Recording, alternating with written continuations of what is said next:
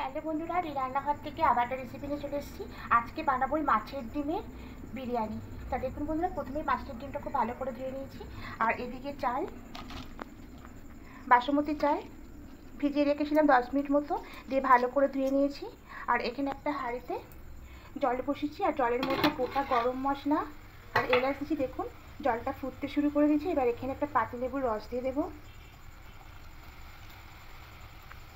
যেহেতু অল্প চাল করছি সেই জন্য আমি এখানে অল্পই দেবো, আধখানা লেবুর রস দেবো। আর আমি এখানে 400 গ্রাম চালের বিরিয়ানি বানাচ্ছি। আর এই জলের মধ্যে আমি লবণও দিয়ে দিয়েছি, দিয়ে খুব ভালো করে মিশিয়ে নেব। নিয়ে দিয়ে চালটা ধুয়ে রেখেছিলাম বাসমতি রাইসটা, এবার এটা দিয়ে দেবে এর মধ্যে।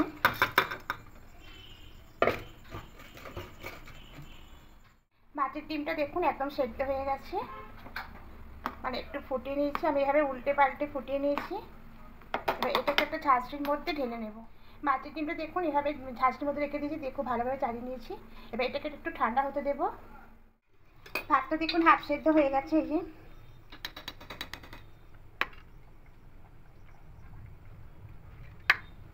এবার ভাতটা নামিয়ে এই প্যানটাকে ঝরিয়ে নেব।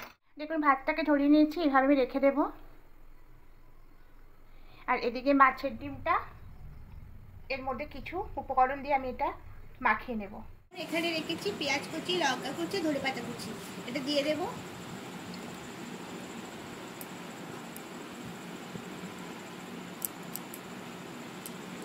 এবার এর মধ্যে পরিমাণ মতো লবণ দেব,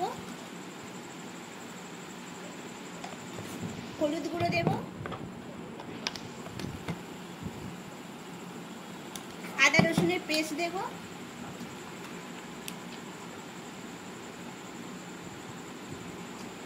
এবার খুব ভালো করে মাখিয়ে নেব। খুব ভালো করে মাখানো হয়ে গেছে। এবার এখানে হাফ চামচ বেকিং পাউডার দেব, দিয়ে এবার এটাকেও খুব ভালো করে মাখিয়ে নেব। এবার মাখানো হয়ে যাওয়ার পরে এগুলোকে আমি বড়া তৈরি করে নেব। তেল দিয়েছি, সাদা তেল দিয়েছি, তেলটা গরম হয়ে গেছে। এবার মাছের ডিমের বড়াগুলো করে নেব।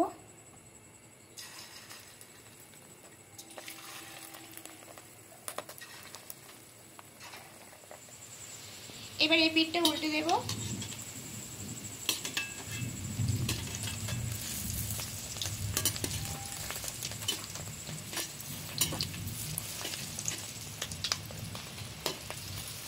এবার ওই পিঠটা এরকম লাল লাল করে ভেজে নেব। এই লাল করে ভাজা হয়ে গেছে, এবার এগুলো তুলে নেব।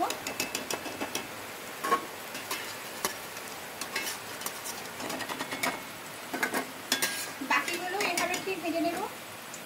বড়াগুলো ভাজা হয়ে গেছে, এবার এই তেলের মধ্যে আলুগুলো ভেজে নেব। তাই এখানে একটু হলুদ গুঁড়ো দিয়ে দেবো তেলের মধ্যে, সামান্য একটু হলুদ গুঁড়ো দিয়ে দেবো। এবার এর মধ্যে আলুগুলো দিয়ে দেবো। আলুগুলো আমি হাফ সেদ্ধ করে নিয়েছি, একটু তেলে ভেজে নেবো জন্য লাল লাল করে।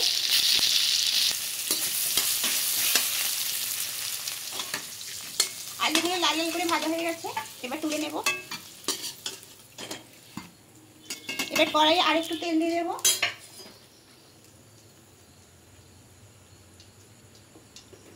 এবার এই তেলের মধ্যে দেব পেঁয়াজ বাটা,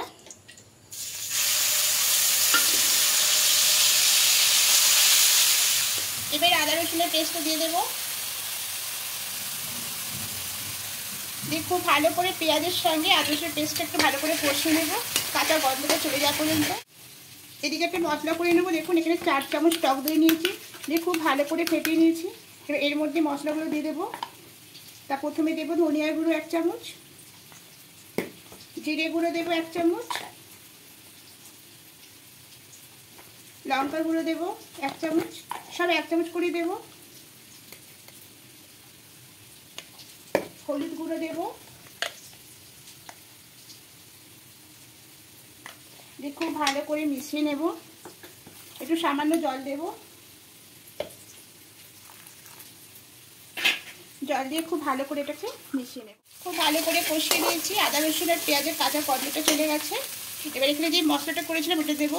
তা বন্ধুরা এখানে আমি 1 চামচ বিরিয়ানি মশলাটাও দিয়েছিলাম, ওটা দেখানো হয়নি। এবার মশলাটা এখানে দিয়ে দেবো, দিয়ে খুব ভালো করে আরও কষিয়ে নেব। ভালো করে কষানো হয়ে গেছে, এবার মশলা বাটিতে জল দিয়ে জলটা দিয়ে দেবো। দিয়ে খুব ভালো করে আরেকটু কষিয়ে নেবো। খুব ভালো করে দেখুন কষানো হয়েছে, মশলা থেকে তেল ছাড়তে শুরু করে দিয়েছে, দেখুন তেল ছাড়তে শুরু করেছে। তো এবার এখানে আলুগুলো দিয়ে দেবো, দিয়ে মশলার সঙ্গে মিশিয়ে নেবো। আর দিয়ে বড়াগুলো এগুলো দিয়ে দেবো। সব কিছু খুব ভালো করে মশলার সঙ্গে মিশিয়ে নেবো। যেহেতু আলুটা হাফ সেদ্ধ ছিল, একটু আলুটা সেদ্ধ হবে, তাই জন্য এখানে একটু অল্প জল দিয়ে দেবো।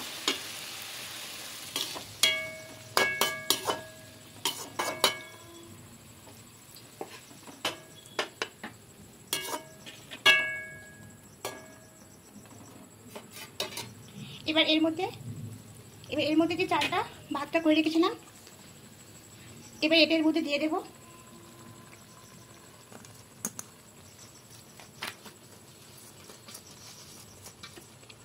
এইভাবে করলে খুব তাড়াতাড়ি হয়ে যায়।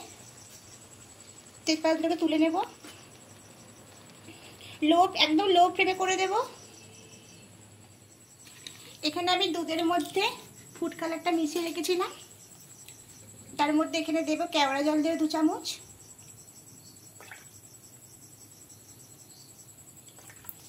আর দেবো গোলাপ জল, এটাও 2 চামচ দেবো। দিয়ে দুধের সঙ্গে ফুড কালার মেশানোর সঙ্গে কেওড়া জল, গোলাপ জল খুব ভালো করে মিশিয়ে নেব। এবার এখানে ঘি দিয়ে দেবো।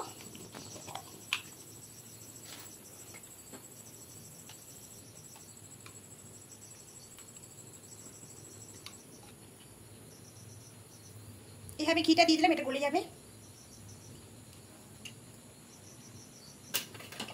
এবার এখানে চারদিকে সাইড করে এবার দিয়ে দেবো এটা, এখানে দেব, এখানে দেব।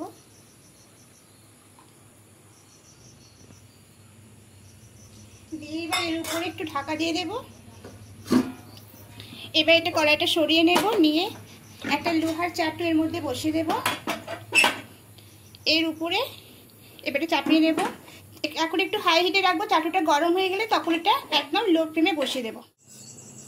এবার ঢাকাটা খুলে নেব।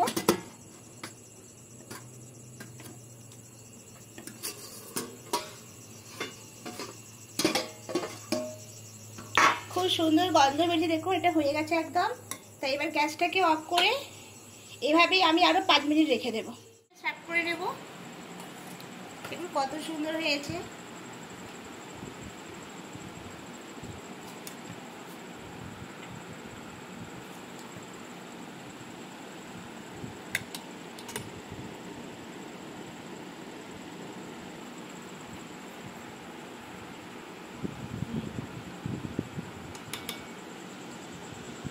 আমরা মাছের ডিম তো অনেক রকমভাবে খেয়েছি, তা এইরকম একবার বিরিয়ানি করে দেখবেন, খেতে খুবই ভালো লাগবে।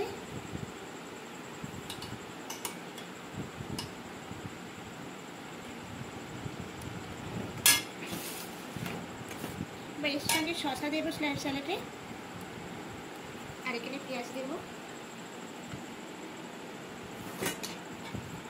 দেখুন কত সুন্দর হয়ে গেছে এরকম গরম গরম বিরিয়ানি। কত সুন্দর নরম হয়েছে একদম।